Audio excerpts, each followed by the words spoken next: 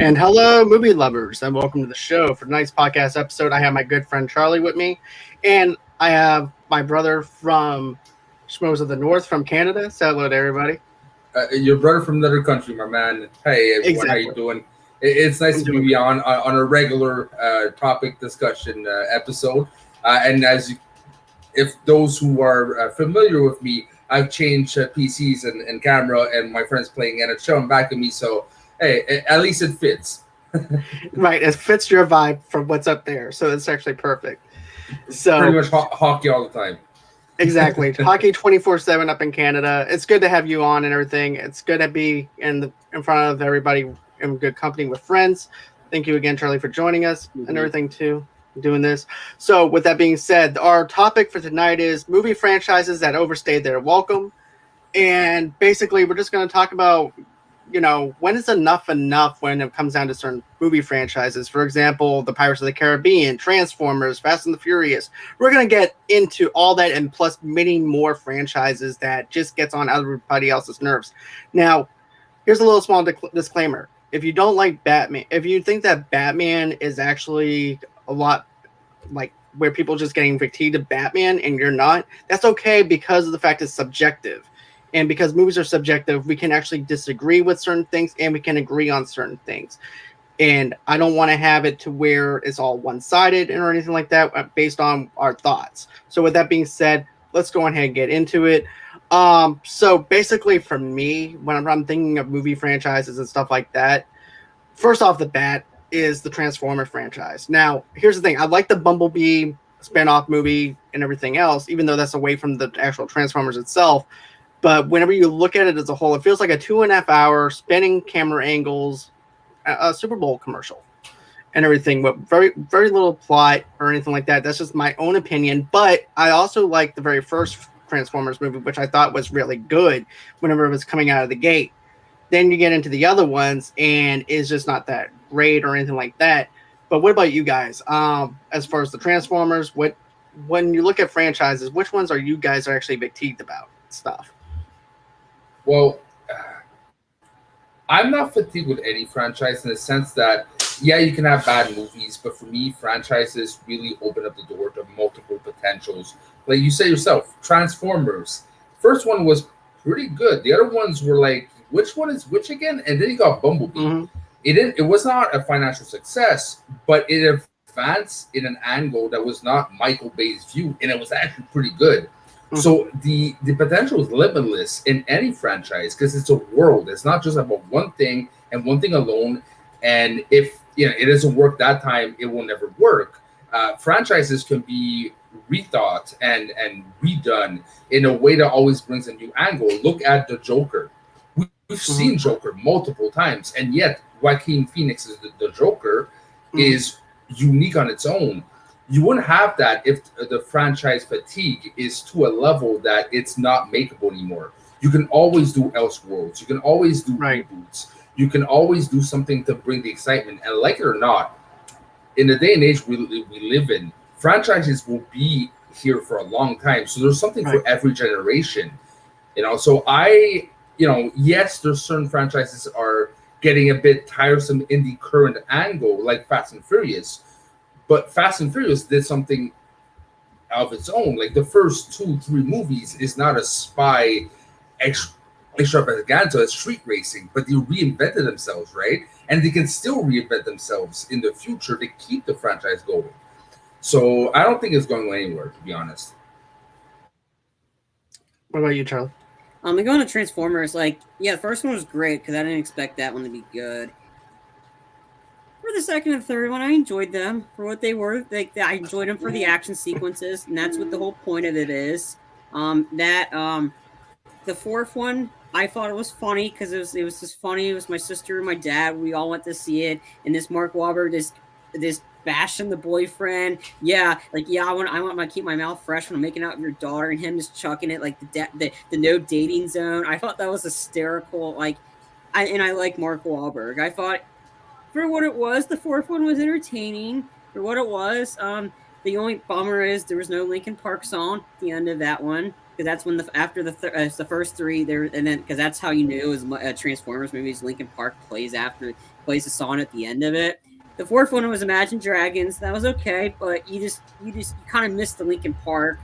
The fifth one, I mean, I have it in 4K because I had to get them all. But I mean, the fifth one had moments in it. Mark Wahlberg, again, I like him, and I like Bumblebee. But I can understand it's getting kind of tiresome. They need to kind of change it up, and that's why I think Michael Bay needs to stop. But yeah. So I think for me, like a big one, I gotta go back. I'm kind of fatigued with Batman already because of the fact that they keep having to cast over. Like, I loved Christian Bale. I thought he was great, and I was a fan of the Ben Affleck one. Now that they're coming up with multiple Batmans, like the fact is, Warner Brothers is so scared the Flash is gonna suck that you have to have two Batmans in one movie. No, you gotta have Michael Keaton and then you got Ben Affleck. I don't know, like Warner Brothers doesn't seem to know what it's doing these days, and I think the Robert Pattinson one looks absolute garbage. It does for me, and it's like and all the people you have in it, sure, yeah, but Robert Pattinson for me it's just not gonna work. I'm kind of tired of it because it's like them for Batman is like the Spider-Man movies. You got to kill Uncle Ben. No matter what movie, we already killed him before. Doesn't matter. We got to kill him again. It's just like it gets to the point. I'm like, leave the guy alone. Like this, we stick with one Batman for a little while, and then do it. Not like after Ben Affleck had like 2 movies, then recast him. It's like, come on already. Like the pre-established, the bigger ones, right? This is the future franchises. Look what they're doing with Marvel. Look what they're doing with DC. They have a long span history that they can bring back movies that were done 30 years ago, and people still care. When I heard Michael Keaton's going back, I'm like, holy shit, it's something we never thought we would see. But bringing comic book elements and doing the multiverse and giving the possibility that probably someone pitched 20 years ago and the studio heads are like, are you crazy? That would never work. In today's day and age, it works. It's the evolution of franchises that really brings possibilities that we never would have thought of seeing. Like another example, yes, they're doing multiverse now, right? But just having Tom Holland in the MCU, a lot of people never thought we would see a Spider-Man in MCU, let alone X-Men, let alone. So there's evolutions, right? When it comes to Batman, I get what you mean, but at the same time, I like the fact that there's multiple Batmans. Not every Batman has the same type of quality, same type of storylines. The Robert Pattinson one has like a hard-boiled detective feel to it, and it's exploring again an angle that we haven't seen much in the movies. So always bringing something new is what important. If you always bring the same thing, like Transformers, the first couple ones, it was cool visually, but it brought nothing new. It was the same flavor, same Big Bang with boobs and booms and ass, and let's have a movie, right? That was Transformers. Boobs and ass. Boobs and ass, and the sequel after that is boobs and ass and explosions. You know, but they weren't trying something new and fell flat after a while. Then Bumblebee came. So franchises is good only if you push the limit every time or every segment, right? And again, look what the X-Men did. Days of Future Past. They found a way. They merged it, and God knows what can happen with MCU, right? With multiverse, you can bring certain elements of the old, if possible. I had actually discussion with that with my friend. Will they maybe appear in Deadpool, because now Disney has Star, right? They would put the R-rating stuff or more mature stuff. They can still live on with Deadpool. There's so much possibilities. The one thing I do agree though is the smaller universes, they have to push. They have to evolve, right? Like Pirates of the Caribbean. Yep. What do you do with that? Like, it was the whole franchise is almost based off of one character. The rest is a kind of who gives a shit? Who really gives a shit? And it's all about Jack Sparrow. And now Jack Sparrow doesn't have the same gravitas. Thank you, John Roca. Gravitas as any other franchise, or like some horror franchises, right? A Nightmare on Elm Street, Friday the 13th. What do you do with that to evolve it, right? Because it's so stuck to one genre. Is it possible? Yes. but the smaller ones have to find a way to evolve because the future of cinema is franchises. The big screen stuff, right? The big screen stuff. We'll still see smaller stuff on streaming platforms and Oscar time, etc. But the blockbuster movie has been a while, and it's going to be for a while replaced by franchise movies. So it's not going away. So you at least have to find a way to make it interesting and not make it stale. For your mention about Star, actually, the States doesn't get Disney Star. I think it's only overseas. I think it's because we have Hulu, I guess. I'm not 100% sure. Probably so, because at that time, too, Disney now owns like 50% of stock in Hulu and everything. Before, they only owned 20%. Then when they bought Fox, it came out to be another 20%, which gained 40. Now you have to get 40. Come to Canada, we have Stars. But I mean, for the Pirates, like I mean that one's definitely another one that's kind of overstated because I love the first three, and I love the cast of like Jack Sparrow, Will Turner, and Elizabeth Swann. Those three were the core of those movies, and like Orlando Bloom was fantastic. Keira Knightley was great, and Johnny Depp. The fourth one sucked because those two people were in it. That was bad.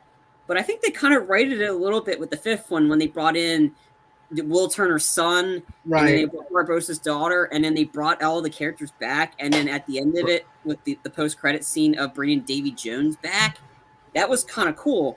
And I was excited to see that continue because I wanted to see one final movie with the three of them having to go up against Davy Jones again. I was looking forward to that, and having their kids, like the kids, Barbossa's daughter and Will Turner's son involved, and I kind of was looking forward to that. And then now there's like a spinoff, maybe of all female one with Margaret Robbie. I don't know where it's gone from here, but I think, like I said, for the fifth one, I like that one a lot better than the fourth because the fourth one was just a filler movie. What was the point of it? Really, what was the point?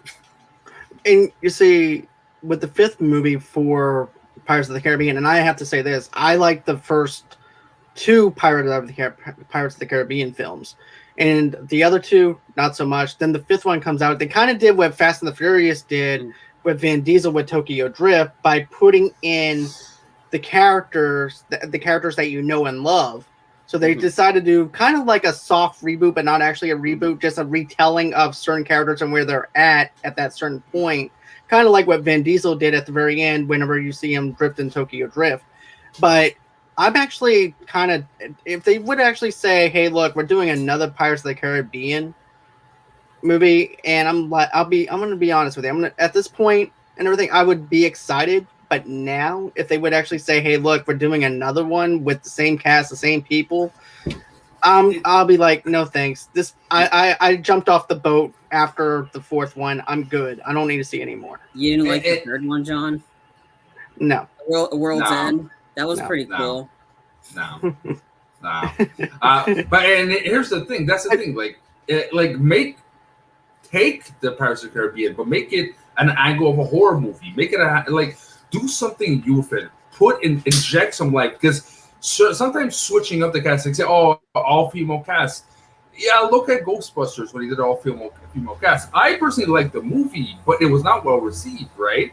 Just because you do a switch up doesn't mean it's guaranteed to actually bring success and make a solid, awesome movie. Now you inject like the Ghostbuster that's coming out. It has a different angle. It might work. You never know, right? But it's very tricky, right? Because you have to please the fans of the current things. You have to bring in new fans in, and finding that middle balance is extremely hard.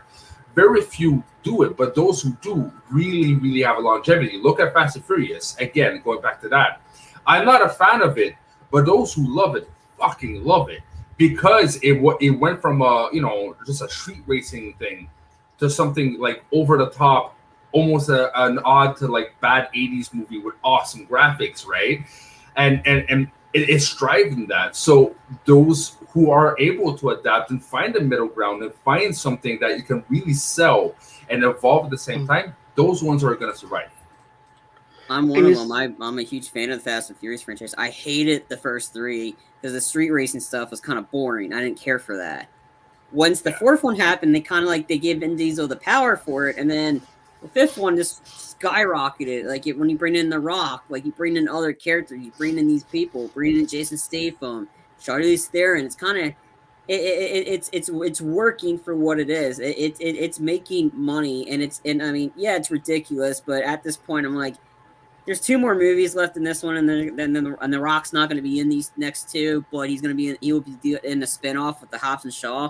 Like, I mean, I would go to the theater to see these because these are entertaining. I thought the 9th one was a lot better than the 8th one. John's shaking his head with me right there, but I did get him to say "Nah," and I'm like, you did appreciate Fast 9 for. I said I appreciated. Now here's the thing: I did say I did appreciate the fact that it made sense for Han to actually be alive, but it does not take away that it was a Fast and the Furious meme movie. You just had high expectations into it, John. That's all. No, that's all on you, man. All hey, on you. Here's the thing, though, man. Here's the thing. You're talking to someone that loved the Fast and the Furious franchise. Then all of a sudden, I looked at the trailer, and I just didn't like it. It was not something I was sold on. But once I saw how enthused you were over it and how much you enjoyed it and everything, and then us doing the reviews for all these Fast and the Furious movies, I was like, you know what? I'm actually pumped up enough to try and see the 9th movie and everything. Then I see them in space. Then I see nothing like... Here's the thing. The Rock and Vin Diesel made sense with fighting and everything because you had something that led up to it, towards that. When supposedly his brother, Dom's brother, and them are fighting, John Cena is fighting, it does not make any sense. They're fighting, and it's not the same level of fighting, and the stunt work wasn't that great either when it came down to the fighting styles that we got in the 5th movie. Now, I do appreciate what the Fast and the Furious franchise did in the 5th one because it felt more like a heist movie, but with fast cars doing ridiculous stuff.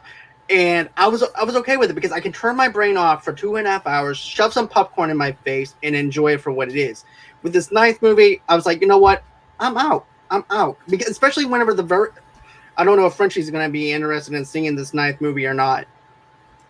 I can't even distinguish them from one another. I'm not a fan at all. I actually like 1, 2 because I was playing Need for Speed back in the day. I was like, hey, it's a Need for Speed movie, you know? Right. Okay. With that being said, okay. But yeah, I understand the allure, right? It's the same thing for, let's say, Mission Impossible. Mission Impossible at first was very action oriented, yes, but it evolved into very extreme stuff, right? And it was fun to watch. Not as extreme and overblown as Fast and Furious, but I get the attraction per se. Right. Now, what I'm going to do is this. Now, with this 9th one, I feel like Vin Diesel needs to let Paul Walker go. He needs to let Paul Walker go. He retired in the 7th movie. Why are you going to have that homage to him if you're just going to have him his car show up at towards the end of the movie and be like, why? Just why? Because that just doesn't make any sense to me. You let him go. You know what, Finn? You just need to go on ahead, step away from the Fast and the Furious franchise, and not be a producer anymore, and let it grow on its own on the last 2 films that you want to do. Be an actor and not be behind the scenes where you have your thumbprints on everything to the point where now you're beefing with The Rock, who was actually helping you with your franchise, and then you wind up shoving him. There's a lot of things we don't know, right? I'm sure they both have enormous. Right, it's 2 male dominants though too. Yeah, it's 2 alphas with cars right now. So it's I understand the creative sometimes control issues.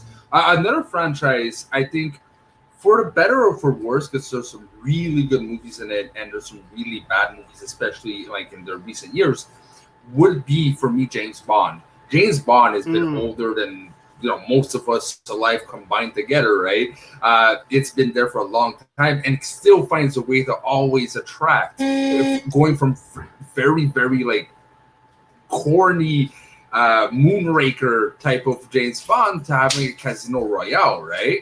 So that is another movie I think that will always live on, just for the simple fact that you can always recast James Bond and people still buy into it, and for them, it's like that is James Bond.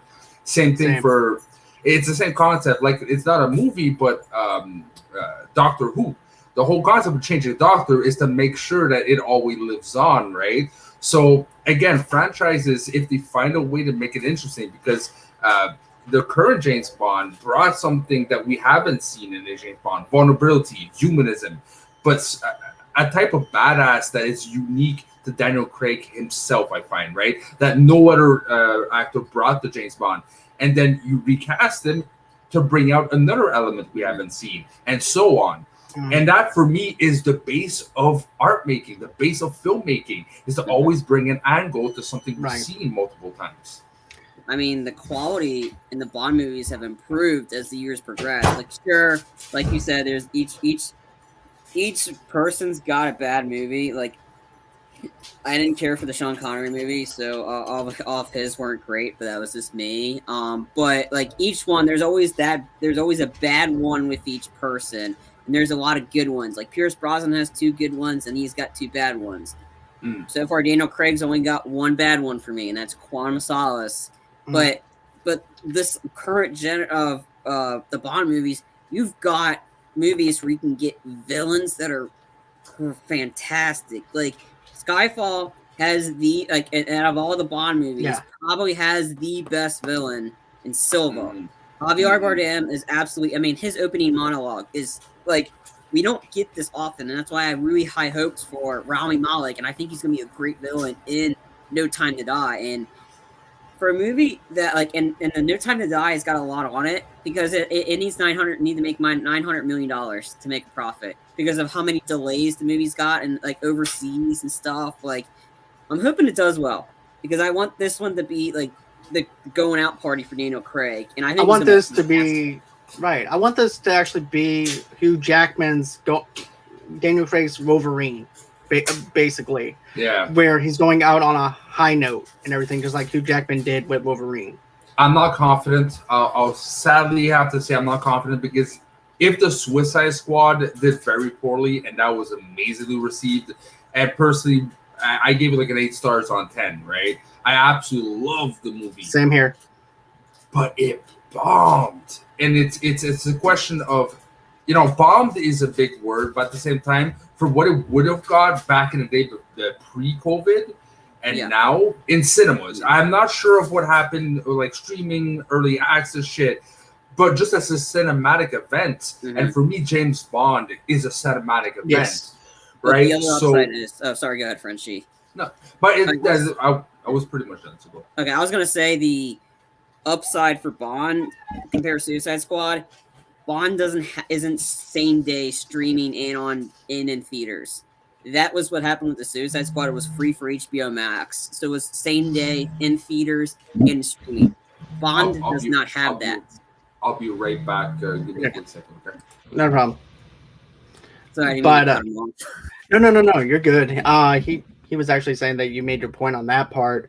I do want to piggyback off of the Batman thing too a little bit, and also to mention some of the stuff that Frenchie was saying about Nightmare on Elm Street franchise. So first thing is first, you know me, I'm a horror guy. I love horror movies and stuff like that. So to me, if I was to reboot Nightmare on Elm Street and make it different, I feel like that you can actually do it, but do it differently. And the way you do that is you add in the psychological aspect to it of something happening in your dream, which they do that, but do it a little bit more differently. You can actually have the makers of the drug that actually helps you be awake or helps you sleep, and then have it being some type of entity to where it actually has an effect on you or something that's different, something that will actually draw in something to make it like a psychological horror rather than a slasher horror, even though that's where Freddy is. He's slasher horror, but you can add in the slasher part too within the dreams and add in a psychological aspect though to it at the same time. But going off the Batman stuff, yeah, I'm a huge fan when it comes down to Batman. Each person has their way of telling their own story with Batman. I'm not at that level that you're at whenever it comes down to the Batman movies or anything like that. Or because of the fact I love the Batman, I love Batman franchises. But here's the thing. you know me, I my love for Robert Pattinson and stuff like that because of what I was sold on, and also too, I used to be a huge hater on him because he was in some bad movies with the Twilight Saga, and also too, I'll have to own up to the fact that we had some bad Batman films before we winded up getting Christopher Nolan involved, because part of the reason why we didn't get any comic book movies for a while was because of the fact with Batman and Robin, for example. Bat nips. Yep, bat nipples, stuff like that. So, and also too, don't forget the American Express card that. Yeah, it's funny. Like, I just arrived to that because I was actually watching it today, Batman and Robin, and not only we have bat nips, we have bat butt, bat crotch, crotch, bat boobs. Yeah, it's bad. It's again, everybody freeze. But it's so bad that it becomes like a cringe cult classic. I actually appreciate them. Are we doing the Batman segment or that's just? It was just something that I wanted to piggyback off of you about the Batman franchise. That's all, and stuff like that. And I also jumped on a little bit of Nightmare on Elm Street though too, on how to make it different on a psychological aspect. Maybe doing something with the drug, and then incorporating the Freddy Krueger character and finding a way, making it different through that aspect, making it more psychological and also slasher horror. I always thought, like, with the horror aspect, I always thought that the Friday the 13th has so much more potential than just he's still alive and he's killing, right? You're at a point, it's sci-fi horror. You want the space, for fuck's sakes, right? In Jason X. So there's something to do to push than always just remaking the slasher, trying to recapture the vibe of the second one technically, or at least start up with a mom. I don't know, do something a bit than what we saw for the last like 20 years. And that for me is like Jason being, we're talking multiverses. I would love to see the idea of there's a Jason in each universe, right? A bit different than each other, but there's one thing striving. It's like Jason's soul is split into multiple ways, and this person and the main antagonist realizes it and has to go in different dimensions, and something. Just bring something different. Just don't do the same, I do want to mention this. My friend Jason Pitts, who's an independent director who I actually interviewed and everything, he's actually doing something different with the Jason franchise and everything. It's more of a fan-made thing, but he's doing something different with this Jason Voorhees movie. It's called Jason Voorhees, Night of the Beast, I believe. And basically what he's doing is he's putting a Sasquatch for Jason to fight. Oh, that's awesome. Oh, that's fucking awesome. You know what? This is what we needed during COVID is basically Jason versus Sasquatch. It's So, like I said, he's filming it right now, and he's got one of the actors from Stranger Things involved in it, who played the ambulance driver. So, Jason Pitts also made an independent film called Alone, which is actually a really good movie that Charlie and I reviewed, and we also interviewed that cast. But check out Night of the Beast and everything off his page and everything. But yeah, as far as movie franchises go and everything, when it comes down to different ones, you guys were talking about James Bond earlier.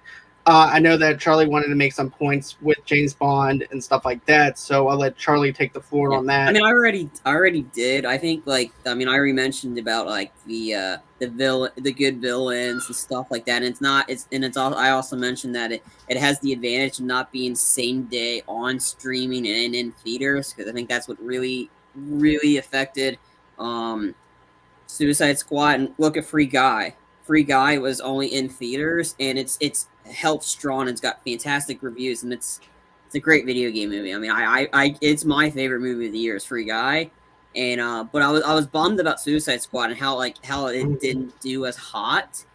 I have a little bit more hope for Bond because it doesn't have much coming out there, but we'll see. I don't know. I'm rooting for it because I've been waiting for that movie for a long time. So I'm excited for it. So I'm rooting for it to do well, but I'm just glad it doesn't have that same day streaming because Disney's in some hot water with that right now. And then there's also like franchises that are not necessarily the biggest franchises, but they have been so long in the movie industry, and that would be Romero's Undead series. Like all the Dawn of the Dead, Day of the Dead, Night of the Dead, City of the Dead, Land of the Dead. The zombie franchise, basically. Basically, but his zombie franchise, they kind of connect and don't, but it's something of the dead, right? And these are B-class movie now. There's a couple of new ones I haven't seen, but I know George A. Romero did them, and there's an audience for it. Is it extraordinarily the best movie on the planet? No. But does it do what it does, and does it deliver what the fans want to see, which is zombies and people getting ripped up into pieces and involving the zombie psychology, because he does that apparently. Yeah, and that for me is a franchise, you know. And there's other franchises like that, like the Toxic Avenger, the really bad old movies, right? There's things you can do, like not just necessarily big blockbusters, but what is better than taking an idea and expanding it in different varieties and exploring that world? Yeah. Speaking of the two horror franchises, I think that definitely overstayed its welcome. Saw franchise, I think we're done with it. I mean, what you did with Spiral, that was disappointing how that worked out. That was a disappointing movie. I'm not gonna lie. I mean, I was looking forward to it. I fucking loved it. And then the other one is the Purge franchise. I think it's enough with the Purge. It was like, I'm done with the Purge though, too, myself. To be honest, you did the first Purge, now the Forever Purge, and there's another one coming out. I'm like, come on already! Like 2 and 3 were great, were entertaining when it was more open world, and then the first one was the prequel was alright. I mean, Marissa Tomei like getting killed off right off the bat when she has a heart. I'm like, yeah, that just sums it. I was like, I think I'm tired of that. I mean, for the Purge, but especially the Saw. I didn't see any of the Saw movies, but I know they keep coming out like crazy. And well, okay. I was excited for Spiral. I actually watched Spiral, and I was disappointed with how it kind of worked out. I mean, it just how it ended. Like, it was there needed to be more from it. I just think it's just been on way too long, and I think it's like, and John, you're going to mention Paranormals, but I mean, right. But here's the thing, though. This is just my thoughts, and I'll let Frenchie take the floor after me. But here's my thoughts on the Saw franchise. I think of it as a jigsaw puzzle that you're trying to solve, and therefore you think you can have one piece figured out. There's another piece added in later on, and what you have a misconception within a psychological film that's horror and slasher at the same time, which is something that I loved about the Saw franchise and everything in itself, because it was always a mystery to solve. Rather than, yes, it relied on gore and stuff like that, and for the sake of having gore, but at the same time, you're enticed into it because you're trying to solve a mystery as who is the person that's actually doing it, since John Kramer is no longer doing what he's doing and everything. So that's why you're solely invested. At least that's why I was. Now, with the Spiral movie, not so much. I was disappointed with the Spiral film. Yeah, and here's why I differ from these guys. There was I don't know if you guys remember it, but there was a soft reboot of Saw, the one right before Spiral. And why it didn't work is just trying to recapture what it did before. Still trying to connect John Kramer, but not really. Right. But compared to Spiral, it's its own thing. It references John Kramer in the sense that he probably awakened like the Joker disease, in comics. That disease goes in different people because it's part of humanity, and you can become like that. Same thing for Spiral. It influences, but it's not tied directly to the other Saw. It does its own thing and trying to push its own style. And that, for me, like I mentioned before, that what makes it an interesting franchise. You push it in different directions. This is about, the message is about not, you have forsaken with your life and you have wasted your life, so here's a chance to relive your life in a new vision. That's been done. Let that go. The fact that they're going about, police brutality, the bad side, the darker side of police, and trying to explore a different narrative, it can open up to a whole different thing. You can go into the corruption and politics. You see, that's what I liked about Spiral. I like that aspect, but it didn't show me enough on it for me to like it on that aspect. But I see it as a stepping stone, like an opening. Can they push a lot more? Fuck yeah. But is there room to push a lot more? Fuck yeah, because the whole you is not tied to John Kramer and his message. So the floor is yours, people, and make something interesting. And the fact that Chris Rock was interested in producing it and starring in it, and that excites me. That is a different view on things and a much needed view on things, on especially horror franchises. Going to what you guys said though, The Purge, I was never a fan at all. Like, I found it stupid until I watched the TV series. The TV series made me realize that there's a lot to explore. It's not just about, okay, we have one day and night and kill. There's different perspectives to that night, and you can explore it in multiple ways.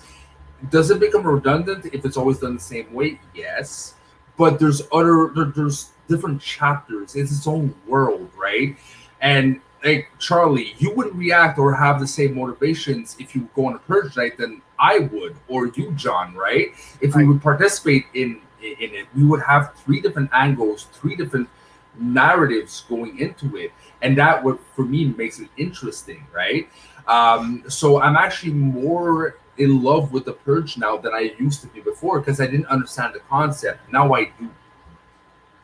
Okay, my question about the TV series and everything is this: do they focus on different characters that's doing the Purge? Do they team up? Do they have and do they actually talk about different sections of each part of the Purge, and also to the politics of the Purge itself?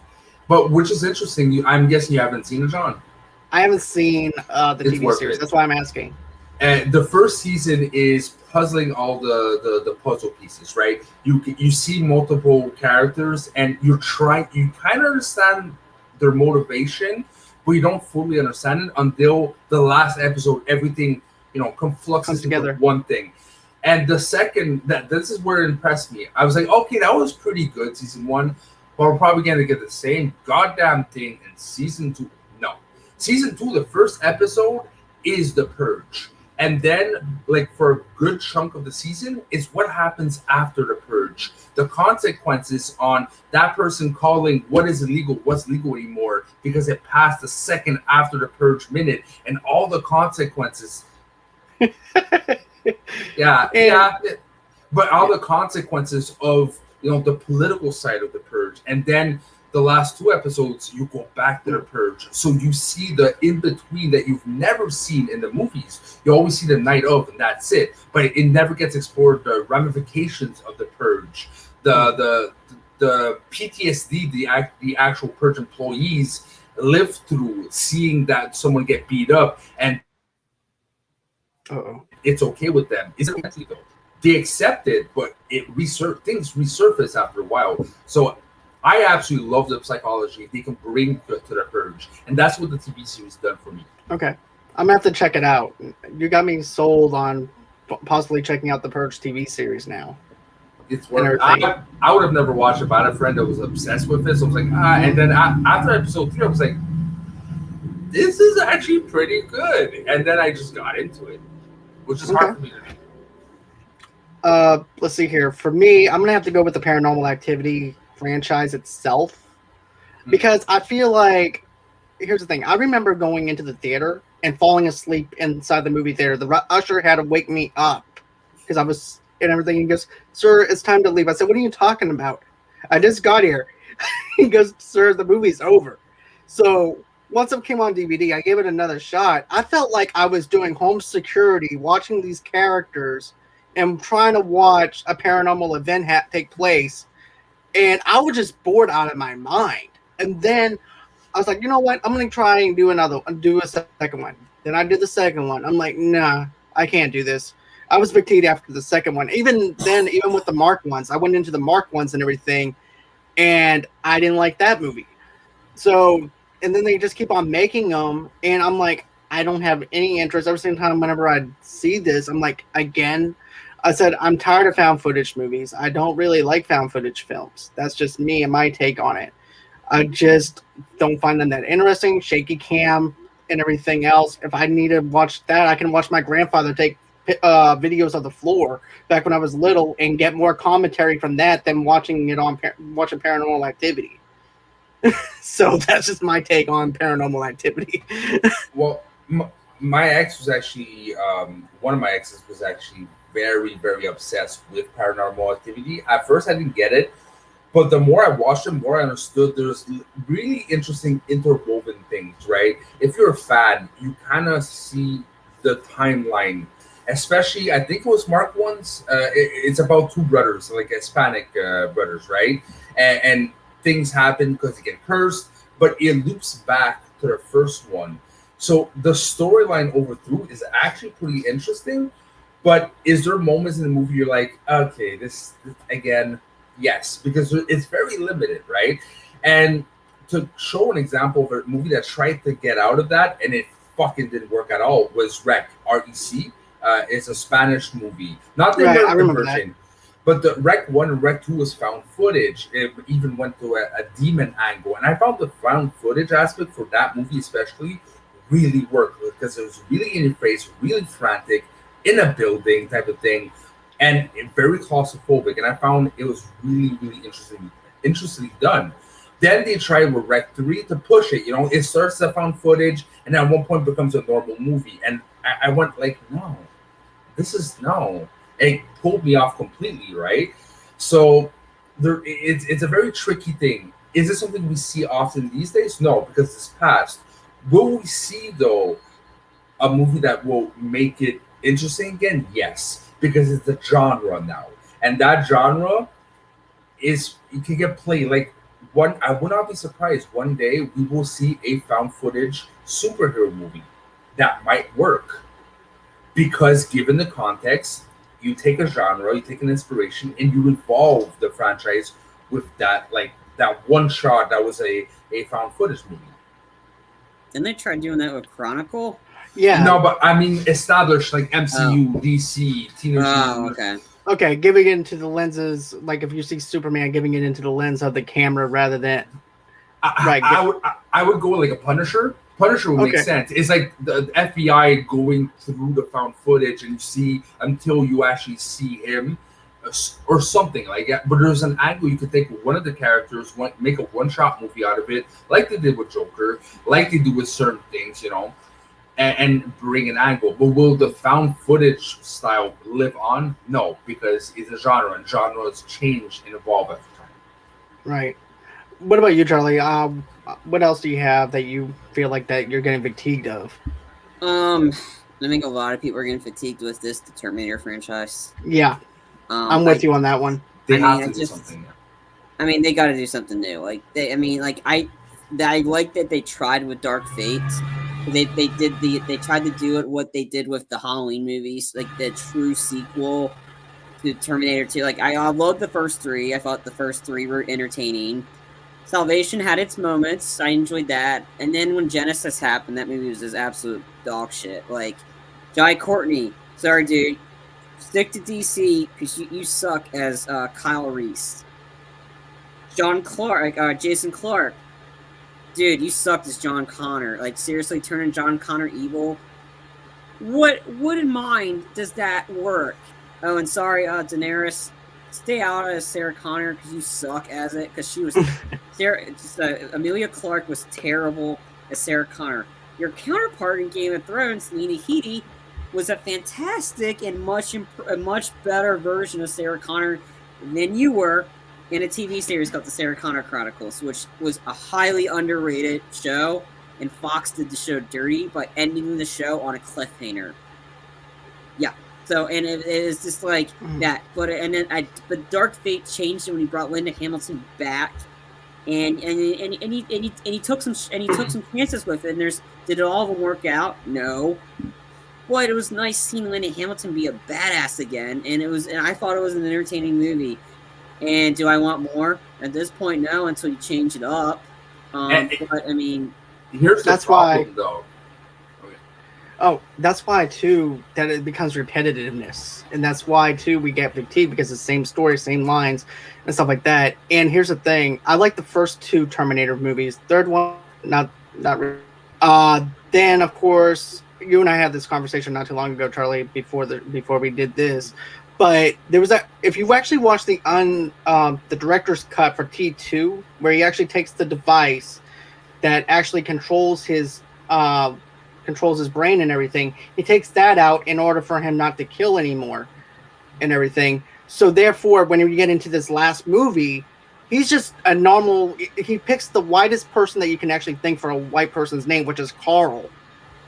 And then you don't have any background into how he's not killing anymore. It's like all of a sudden, I don't do that no more. I'm like, well, what made you not kill anymore? I'm glad you're not killing, but how did you do that? What was the steps? Unless you watch that director's cut of T2, you don't know about that device that's planted into his brain or anything unless you watch that. And that's what they needed to do. They needed to do something to actually explain that, in my opinion. But go ahead, Frenchie.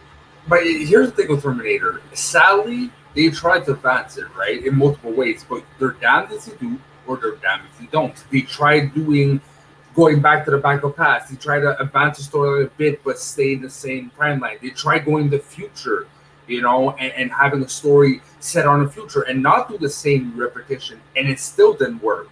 So what's next? Terminator on Mars? I'm like, you change planets?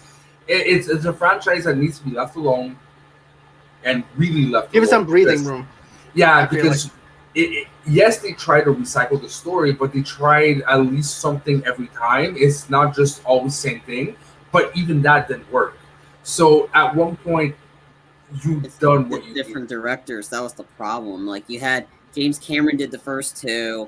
Then you had another one for the third one. Then Cameron lost the rights to it, or whatever. His company lost the rights to Terminator. Then Salvation happened. It was a different director. Then you had a Game of Thrones guy coming in there doing the Genesis. And then you got like James Cameron producing the Dark Fate, but he had Tim Miller, who probably is a one-hit wonder in my opinion of Deadpool. And then he hasn't done anything that, I mean, I thought I liked what he did with Terminator, but it's we need like they need somebody like a professional. I think Christopher Nolan, if he took over the Terminator franchise, that might actually be kind of interesting. I mean, he's like, there's not many people that can come up with original ideas. I think he'd be perfect to do it because he's dabbled in the sci-fi and the whole idea about time and everything, and like I think he'd be perfect to do this. Same with him doing a James Bond movie. I mean, it's just like there's not many directors that I think could take on the Terminator and change it. And I think Nolan would probably be if they ever do it, I think Christopher Nolan would be the perfect choice. But I'm gonna say something too. Here's the thing: when it comes to Christopher Nolan, I like his original work.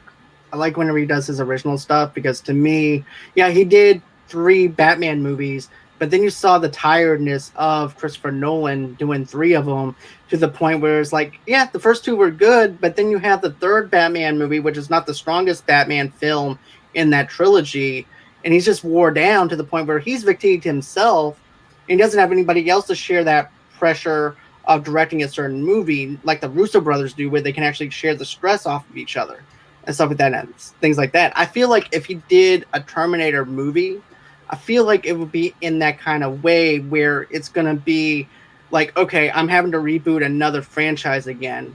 And am I going to be, and the next thing you know, if it's successful, they're going to want me back again because it drew the box office crowd. And because it drew the box office crowd, that means I'm up to 2 more films in this franchise and I might get fatigued again. That's just my thoughts on it. Going in, Frenchie. There's one director, because I agree with you, Charlie, and I agree with you, John. The director makes everything, right? But that's the thing. He has to be a director, not just implanted by a studio saying he's going to be a good boy and listen to our notes and we're going to make a lot of money. We need a creative director, a director that can bring a voice, that can bring something that is, maybe similar storylines, but the visuals and the feel of the movie is so unique that it feels like its own thing. And for me, it's the guy, I forgot the name of the movie. It's from the actor with Avatar, the old grizzled guy. He plays a blind. Don't Breathe. Yeah, Don't Breathe. Stephen Lang. Stephen Lang, yeah. Having he's such a minute to detail type of guy, and his storytelling is so layered. You know, you think you know what the movie is until you go chapter 2 and chapter 3, and it goes in directions and that you never expected, but also brings such a unique type of tension. And I think he would actually lend well to Terminator, having a more of a suspense feel to it than just like action adventure and the whole world's stake. Um, the whole world is at stake. We have to save the world. Having something more intimate in a Terminator franchise would be more interesting. Okay. Let's see here. There's something else that I want to mention too. Brandy actually mentioned the Scream franchise, and here's the thing. I like the two films out of the Scream franchises. I thought the first two films were really good, and then you get into the rest of the sequels. Even the third one, I felt like it was flat and everything. I felt like something was missing. And then Jane Silent Bob was in the third one. I'm not kidding. They were. They would have showed up and they were talking about, hey, what's up, Gail, or whatever. Right. But go on. But what makes me excited about this new Scream movie, is the fact that they're bringing back the original actors back in this again, and everything. In 5 minutes, they're gonna kill them off. I don't think so. I mean, Neve Campbell, there's a possibility, but still, it makes me interesting on seeing maybe there might be something more that we are missing from the other Scream movies and everything. And I feel like that's what was missing in the last Scream movie was the original cast. So if they actually do something different with it, I'm sold on it. But I need to see a trailer before I actually say, yay, I'm going to go on ahead and get my ticket. But I am sold on the new Halloween Kills movie because of the fact that I have this theory right now, and if it's actually true, I hope it is, but it's this whole entire thing. For every kill that Michael Myers has, I feel like there's an entity feeding into him, making him stronger. Yeah. So that's what I feel like. I feel like every single time Michael kills, he gets stronger, which also makes him unbeatable, which makes him OP, which is overpowered, in case anybody doesn't know what OP is. But with the Scream franchise, though, I do feel like it lost its flavor, but maybe I'm hoping that they actually have Matthew Lillard back in this because he wants to come back. So if not, maybe later on down the road. Scream 1 and 2, yes. 3 and 4, no. But surprisingly, I don't know if you guys seen it, the Scream TV series on Netflix is actually surprisingly really good. It kind of retells the story, yes, but it kind of shows that even if you're telling the same story, you can bring something more. And the fact that it's a TV series, there's a lot more suspense. It actually worked. So there is things to do with Scream. For the other movie, I agree. It's no. I cannot say this. I disagree. Halloween is interesting, but the whole he losing his soul and he becomes more of a monster is kind of known already. We know he's not human, right? At one point, you just add an extra information. Unless you really play off of it, for me, it kind of feels like the same old shit, to be honest. Okay, I got you. For Scream 4, the original cast was in Scream 4. They maybe weren't in it. They were in it, and then they had tried to have the new guys in there, and then that's when Neve Campbell had the line, "Don't fuck with the originals." Well, here's the thing, though. With that, though, none of those are even canon anymore. Now, none of those are canon. So therefore, this new one that we had in 2019 is actually canon now. Basically, Michael Myers and Laurie are not even brother and sister. It's a psychopath. Yeah. Just a psychopath that escaped from a mental institution and went on a killing spree. So happens to be Laurie's the one who got away. And talk about a guy that never gives up on the person that gets away. But because he always wants to try and go after his one last kill. But what makes this new one different, though, for me, you have a town gathering to try and take down Michael Myers. And trying to go after Michael Myers versus them being scared of Michael Myers. I completely agree with Charlie. It's like, yay, they at least don't live in ignorance anymore, and they see there's a problem after a billion movies. But again, it's just more excuses to do kill scenes, right? Whereas for me, the real push, and I find it's an underrated Halloween, is the first Rob Zombie Halloween. The fact that like you that bring the psychological sense of the trauma of a kid, right? And you can see that, you kind of feel bad for him because he's a kid, but you know what he becomes. So you're like, I can't forgive him, but it's horrible what he's going through, right? And that psychological aspect is usually missing into horror movies, and he really nailed it down. For me, the last one is just like, okay, you kind of changed the main character's storyline a bit, but again, it feels like going after the unstoppable machine, and meh. So I'm really not excited. I'm happy he has his audience because there are hardcore fans of Halloween that wants to succeed, and I hope it does. But I really don't think he can push. Like, what do you do after the second? You know, do you just reboot it again because it's so popular? You have to do something with it. So where do you open the doors? I mean, it's a trilogy for this new one. So you got Halloween Kills and Halloween Kills Again. So that's the final one in this Laurie Strode like story, Trilogy. and that's canon from the original movie. Wait, the one that coming out is the third one. Second one. Okay, I was gonna say what. There's another one that's coming out next year. That would be the third one or whatever. Like it, because it was like the Halloween, the one that came out was the sequel, the true sequel to the original Halloween. This one's the continuation of that, and it's just like you said, Frenchie. It's just an excuse for Michael to kill people, and you got like a town going after him. Like, come on, people, do you not learn? Have you not heard of the 8 or 9 or a bajillion of these Halloween movies? It's like it's definitely a franchise that's definitely overstated its welcome. Sure, it changed it up.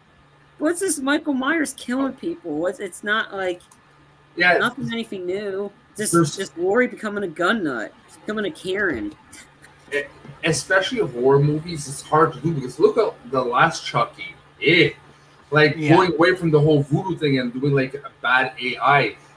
Props for them trying to figure out how to bring a new angle, but you lose its soul at the same time. It's a very tricky thing. In horror, name a couple really successful, always been good franchises. There's not many.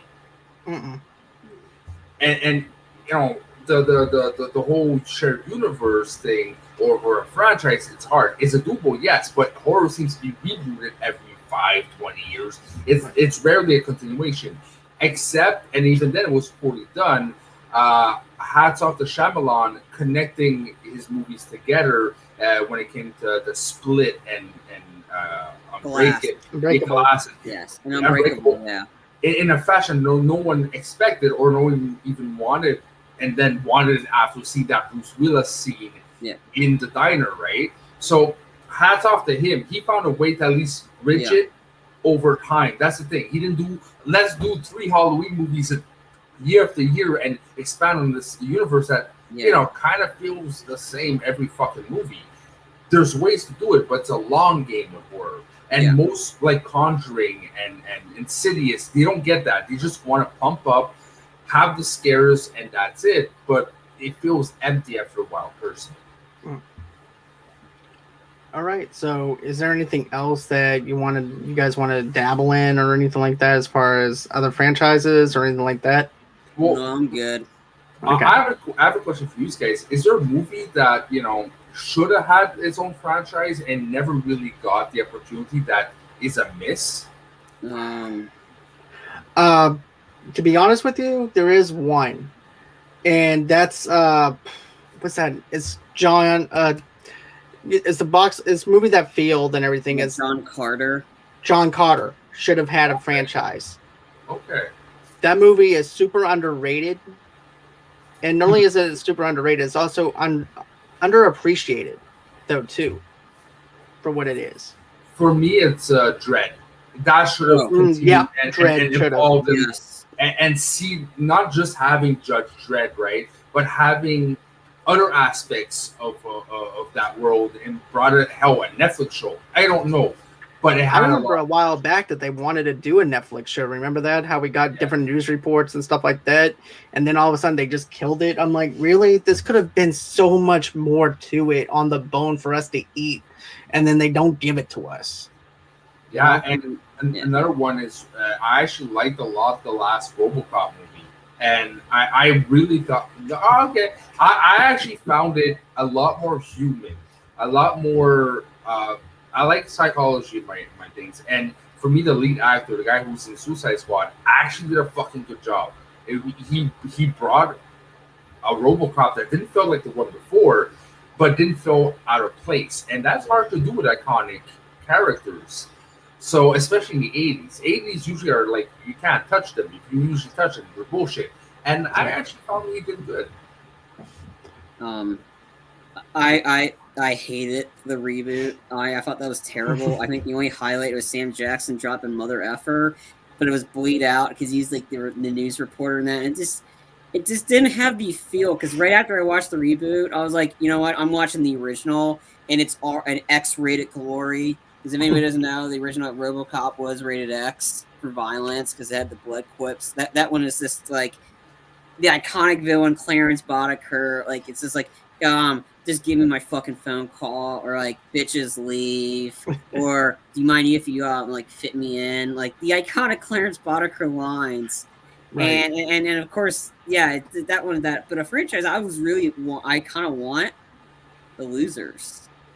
Yep, The Losers is underrated though too. That one I want to see more because I love the dynamic of the team, and it's like you got some good people in it. Like you have Negan as your leader, you have Captain America on the team, you have Gamora on the team, and then you got and then the other two guys. We're not going to mention Idris Elba, but if you've seen the movie, you understand why. But that one was so good. It was entertaining. It was funny. Like Chris Evans was before that. He's like, they all had a good time, and the action was really entertaining in it. And that's like, and I kind of wanted to see them continue on with that. And I think that would have been a perfect movie to continue on because the chemistry was there. It was entertaining. Had great. Was the action ridiculous? Absolutely, but that's the whole point, and it's based off a comic. There's plenty of it, and I thought The Losers should have had a franchise, but. I just thought of two franchises that should stop. Is Kingsman. The second one wasn't good at all, and I didn't like the second one. Yeah, and I don't know why they're making a third one. It's the prequel. The third one is the prequel, and they're making another one afterwards, which there's characters from the prequel. I'm still interested. Here's the thing: I'm still interested in the Kingsman because it's a prequel film. Yeah, they had one bad landing out of the gate with the second one, but if they learn from their mistakes with the second film and go into it on a different angle, I could be sold on a third one. But as far as this prequel thing goes, I'm actually interested in seeing more from the Kingsman in this world. But here's like doing prequels is a tricky thing because you already know what happens, so the stakes are a lot less. There's characters you never see in the first and second one. You'd be like, he probably is gonna die in this one. But the characters you know is going to evolve in the first and second one, like, yeah, he's getting chased by a big robotic thing, but he's not going to die because I know what happens. So for me, it's tricky. Yes, they can bring something interesting, but from what I saw in the second one, it's hard to reproduce an interesting villain in this world, right? Samuel Jackson was awesome. Who plays the second? The first one, yeah. Who plays the second one again? Julianne Moore. Yeah. Copy. No. No. I thought she was a good villain in it, but then again, apparently I'm the only one. That seems to be the show. Everybody hates it for me, but it's okay. But I haven't considered Kingsman a franchise yet. It hasn't had three. The 3 is done. The 3 is about to go. It's a fucking franchise, Charlie. It's the prequel, and then there's characters that are in this prequel that are going to show up. So it's a franchise. I know, but. And then they're going to do the thing is, they didn't have different directors for each one. You had Matthew Vaughn, he still had his style in it.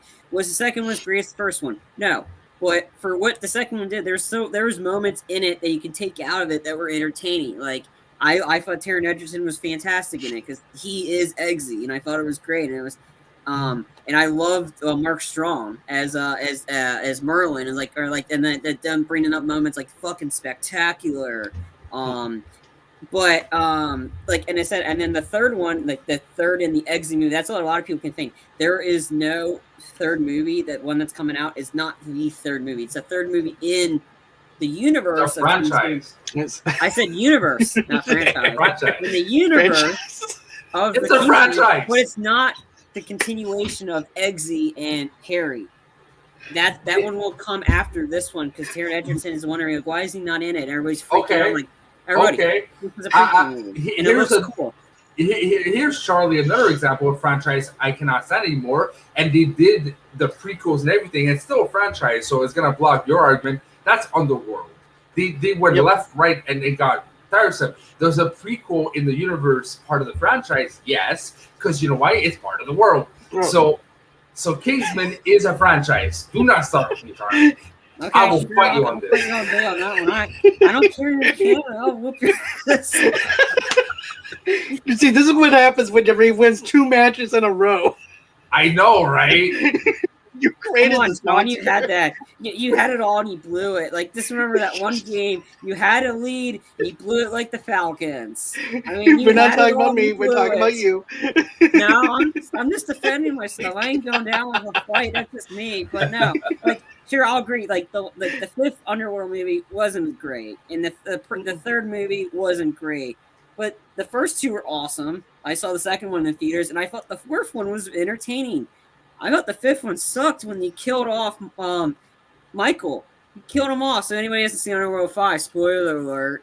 Like, I mean, you kill off the coolest part of the idea, and I think the premise was like the idea was really cool. Lycans and vampires, because you haven't seen this before, and they're actually like that. I thought it was entertaining. I think then again they kept changing directors and different stuff, Right. and then because the 2 And of I them, liked- yeah, go ahead. Sorry. No, it's cool, man. But no, I like the first 2 Underworld films, to be honest with you. But then after a while, just started getting really redundant to the point where I'm like, what am I living? Like, okay, what is connected? What isn't connected? It didn't feel cohesive. It didn't feel like it was together and everything. It just felt like a giant mess. And I like having something that's a little bit more cohesive for me to follow. The first 2 actually felt like it was more connected versus the prequel film. Prequel film was okay, but not as good. It's like having great value mashed potatoes. You don't, instant potatoes, but you want regular potatoes. They're good, but not as good as regular potatoes where you have to cut them up and eat. So for me, having the prequel is like having instant great value mashed potatoes. And also too, the whole franchise feels like instant potatoes if you actually think about it. But well, be careful what you're saying there, because look at the Saints of New York. That's a prequel. And that might be better or more interesting or just an advancement, right? So you never know with prequels. Is it hard? Fuck yeah. Is it hard in general with franchises? You touched it yourself, Charlie, right? Mm-hmm. The fact that there's different directors, it kind of is easy to lose track of the world and where it's at already and what's getting retconned and not retconned, or that character wouldn't have done that in this movie, but now he's doing it in this movie. Like, there's a lot of like fluidity issues. Now, I can't believe this is a franchise we didn't fucking talk about. Star Wars. I was about to mention that. I just didn't want to be that person. I'm tired of it.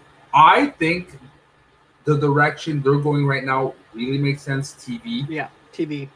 It expands the world without always hitting you with like the big storylines. I like the smaller personal things like Mandalorian.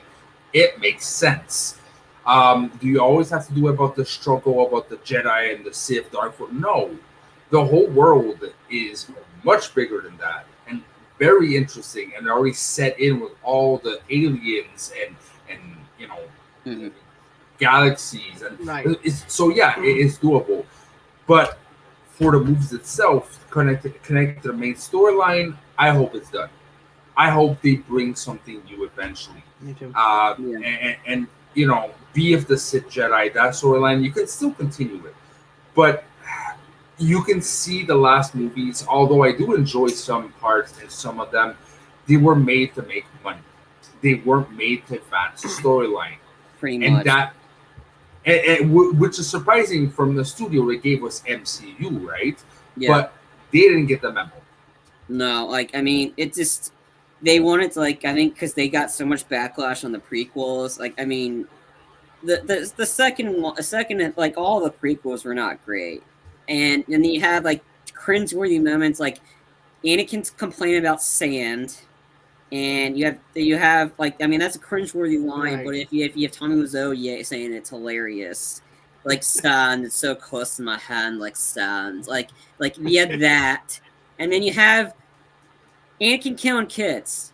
Anakin killing kids. Seriously, like, I mean, like, everybody's like, "What? That didn't happen." Stores, yeah, he killed kids. It's pretty obvious. Like, "Hello, kids, are you ready?" And it's like, and then of course you got Hayden Christensen playing Anakin. It was probably the most boneheaded decision because he sucks. Why the fuck did you get him as Anakin? He didn't suck. He had sucky direction, and he was thrust into something that I don't think he was quite prepared for, and it kind of showed after a while. Mm-hmm. And to the point that he stopped acting, right? Because they kept following him wherever he went. Because Star Wars is fun. Star Wars fans suck balls. Okay, and then, they really do. They I don't know what happened after a while, but they just become unpleasant. And then you had the Force. Oh, sorry, Frenchie. I didn't. Go ahead. But Christensen, I personally think they should do a series about Darth Vader and let him play it. Get him involved because he's a lot better than people give him for. I forgot the movie, but there's a movie that he had a surgery done and he's actually awake during the surgery, and there's a whole plot around it. I think it actually is really good, very well acted, surprisingly very well acted by the guy. He has the chops. You just have to give him the right direction, And you see that sometimes with a couple actors. We mentioned one, Jai Courtney, horrible in most movies. But you give him the one role, like Captain Boomerang, he finds his soul. You can have something good. There's potential in a couple people. Mm-hmm. And for me, Hayden is definitely one of them. Yeah, and then The Force Awakens is essentially A New Hope for the next generation. That's, I mean, I'm not sure. That's pretty blatant. I mean, you're getting made fun of when South Park makes fun of it, and they pretty much said it's practically A New Hope. Like, you have to have the member berries. Like, remember when this happened? I mean, essentially that's what The Force Awakens was. A New Hope for this generation, except you have the wise old guys, Harrison Ford, Han Solo, and then he dies. Like, I mean, come on. It's I feel like storyline. I feel like for that, though, it made sense because it's been 30 years since we've seen these characters and everything. So they needed to go ahead and refresh our memory into this universe again for an age of people who haven't seen Star Wars and everything. So I feel like that was actually needed and everything for us to have. And then... I agree because I remember seeing it in cinema and realizing it's kind of a rehash. But with better visuals, different characters, and like Kylo Ren back then was interesting. I like to see like the very different type of villain. You had Darth Vader, which seems cool, calm, collected, but there's anger, right? Something very boiling inside that can snap at any moment and just choke you out, but still stays very stoic. Then you got the kid, right? The spasms of like emotion and the outlash and outrage. And that was different enough for me to be like, okay, we're going in an interesting direction. What lost me is not even the second one. I actually found that Last Jedi, right? Last Jedi was the second second one. Yeah, it was. That's the although it had version. It had controversial moments, but I actually liked the direction they went. They went to shock a bit. They went to try to do something different. That's the thing. By killing off Snoke and being, I am my own master now, right? Opened up storylines that would have been very interesting to see. But the third one, this is where you lose me. You have one of the coolest, most celebrate, the most yes boy characters ever, which is Palpatine. And you wasted. We've been waiting 5 years to have a conclusion and to have this moment of his return, and all you get is and destroying a couple of fucking starships, and then still getting outplayed by his ego, because that's the only reason why he died. He was too self-confident, like he was in the other one, right? that was a waste, and that pissed me off enough to be like, okay, done. That is done. You poorly handled all the classic characters. You know, no classic character had a redemption. I find they were all wasted. Personally, it was like one note, to be honest. But the worst was Palpatine. That is, they had something. They had gold, and they just wasted it. Yeah. Yep, I definitely agree. So here's the thing. Brandy actually asked, what do y'all think about the Ghostbuster movie franchise? Now, here's the thing. I love the first two Ghostbusters films and everything. I love those. Those are always going to be my classic ones that I go to. Now, here's the thing. The 2016 one, I'm not going to give it a hard time because of the fact it's an old female cast, which I appreciate what they did. It was okay, but you can't actually plaster that onto your posters like, Ghostbusters. It was an okay movie. So I liked aspects into it, but I feel like they actually missed the dice on that. Now, the one that I'm excited for is this new one that's coming out that could actually make it my third one within this old group of Ghostbusters and everything for it to be a third one for me. So that's what I'm excited for. What about you guys? The fact that they're kids kind of turns me off. Is like Stranger Things meets Ghostbusters. Like, we saw the kid dynamic done over and over. Now the whole, Stephen King feel like of like a bunch of kids trying to survive. Okay, cool. But I was actually excited for more the Paul Feig one than this one. And I actually liked it. It wasn't a big success, but I liked the approach. I actually found it worked. And I love Chris Hemsworth being the dumb secretary. That was just perfect. That was really, really perfect. This new one seems interesting. They seem to want to push the storyline. Cool. But I don't think it's going to bring anything that I'm going to be interested for, to be honest. I haven't seen any of them except the 2016 version. I don't think I'm like the new one. I keep seeing trailers for. I don't think I'm going to be like, okay, it's. How do we mute Charlie right now? Huh? How do we mute Charlie? Did you just say you haven't seen the first two fucking Ghostbusters? I've seen bits and pieces. I haven't watched them in its entirety. Well, I know it. But it's. I've seen it. Like, I know the whole gist of it about the Marshmallow Man and them stopping them. Sigourney Weaver becoming. But there's so much jokes and the context in it, though, that makes it so much fun. I mean, it's stuff stuff like back then. I probably I catch them late enough. I won't enjoy them as much. It's just. I'll watch them at some point. It's like saying I don't need to see Die Hard because I know Yippee-ki-yay, motherfucker. It's like you don't. If you don't see the whole movie, you kind of get the context clues, but you don't have the awesomeness of the fucking entire movie. And that's another franchise that should die. It's Die Hard. Stop. Exactly. Well, they have. They're not doing it anymore anyway. That prequel movie got canceled.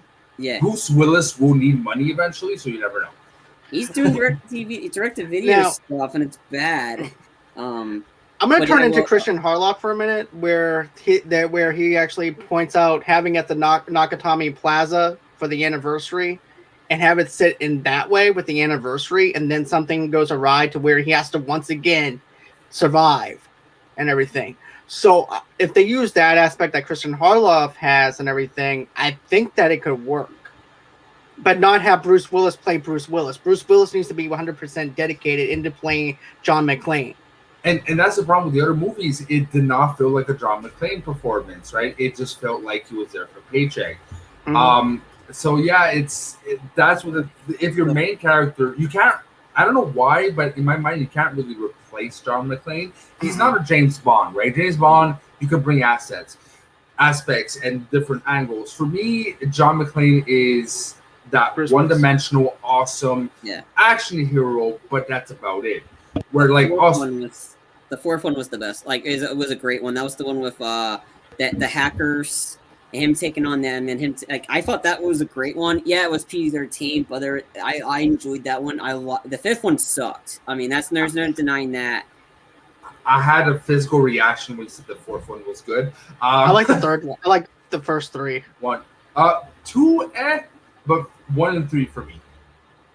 I mean, two is my favorite because there's so many iconic, and he actually wore shoes, and that was the nice part. Like, I mean, And the fourth one, I like that one because there's so many lines. Like he was being John McClane-esque, like when he's beating up Nikita, and then the whole scene with the elevator shaft. It's like, oh, last time I saw her, she had an SUV ran up her ass. Like the one-liners John McClane was running to get Timothy Olyphant, like all pissed off and stuff. And I thought, and that was the first time I saw Ramona Flowers, Mary Elizabeth Winstead. She played the daughter. I thought she was good in it too. Like there's aspects.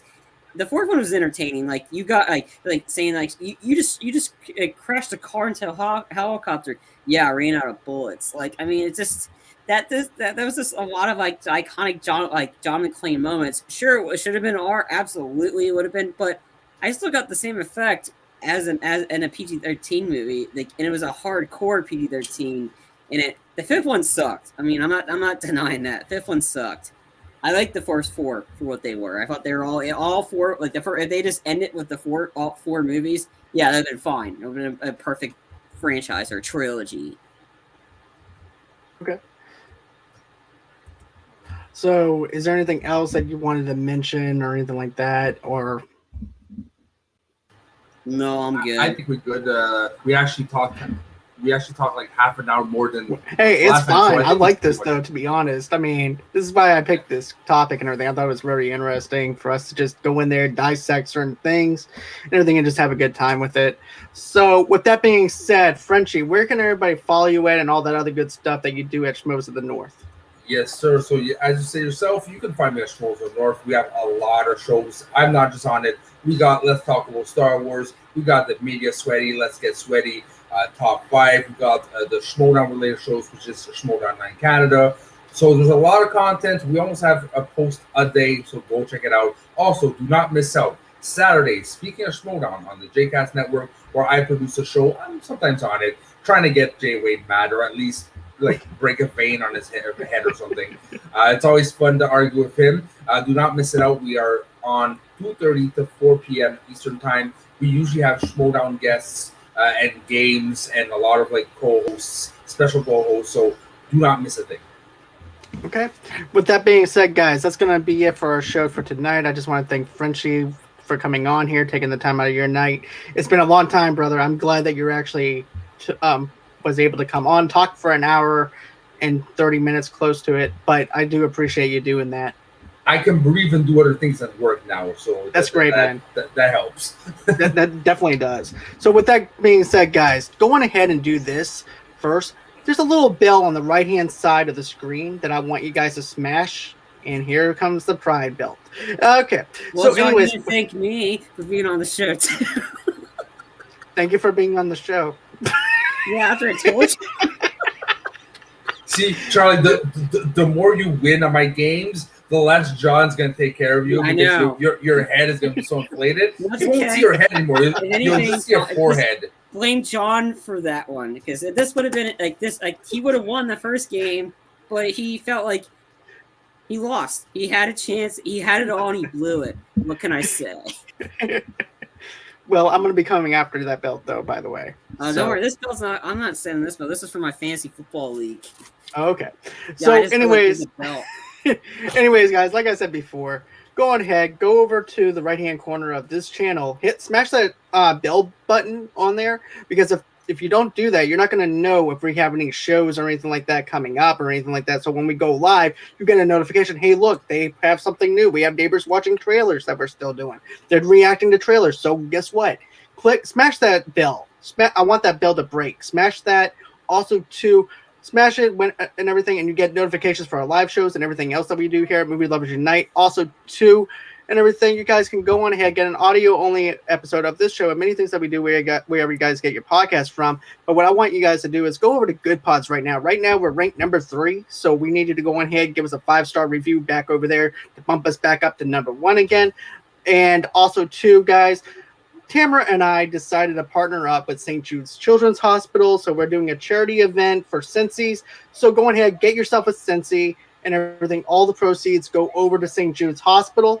Then, of course, guys, go on ahead and follow me at Movie Lovers Unite and TV Lovers Unite on Facebook underneath the same brand name, on Instagram and on Pinterest as well. Then, of course, you guys can go on ahead and email me at movieloversunite@gmail.com if you're a sponsor and would like to get in touch with us or like to be on the show and do that too.